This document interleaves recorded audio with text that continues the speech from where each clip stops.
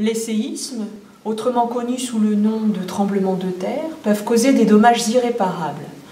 Alors, on ne peut pas les empêcher de se produire, mais on peut combattre leurs effets néfastes. Ici, nous allons nous intéresser aux bâtiments. Comment peut-on empêcher la destruction d'un bâtiment lors d'un événement aussi traumatisant qu'un tremblement de terre? Nous avons un montage expérimental qui représente un tremblement de terre.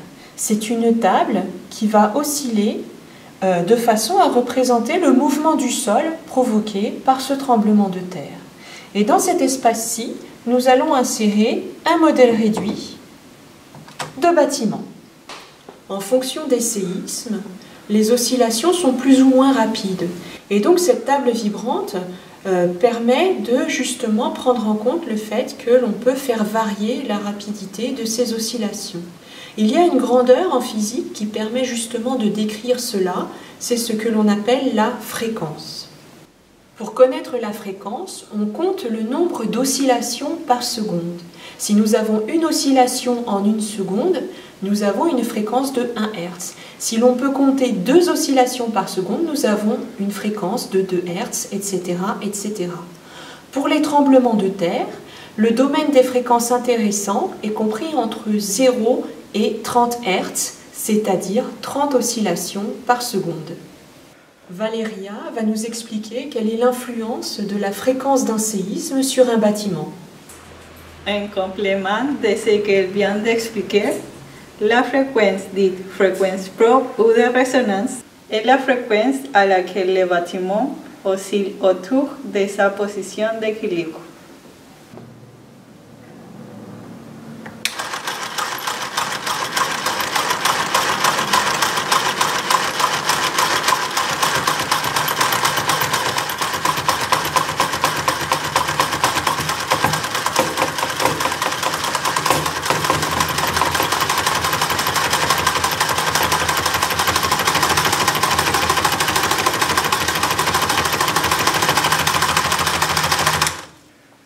De façon pratique, on repère la fréquence où le bâtiment oscille le plus.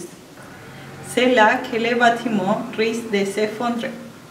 Cette fréquence dépend de la hauteur du bâtiment. Nous allons refaire l'expérience avec un bâtiment plus haut.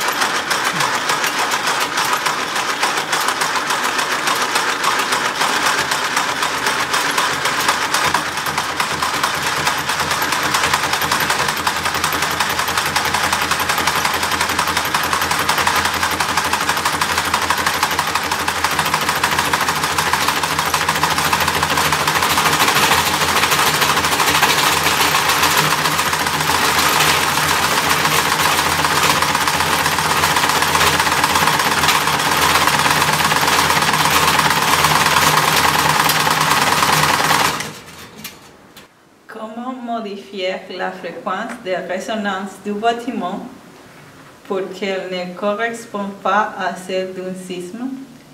On peut commencer par rigidifier le bâtiment. Regardons qu'est-ce qui se passe quand on rajoute les murs.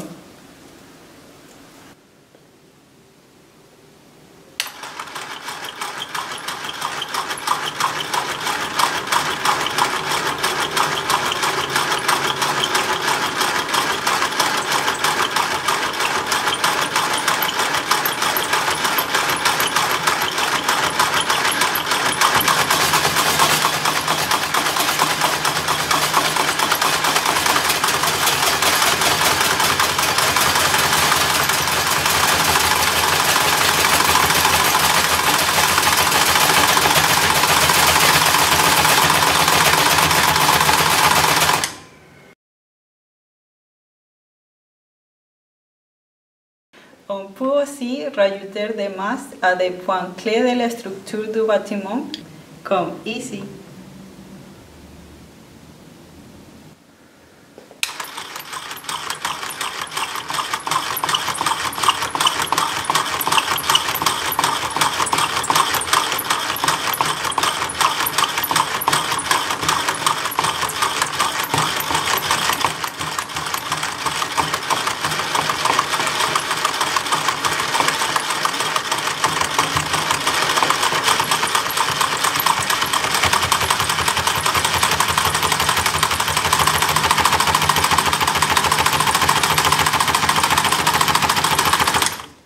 ou encore rajouter à pendule.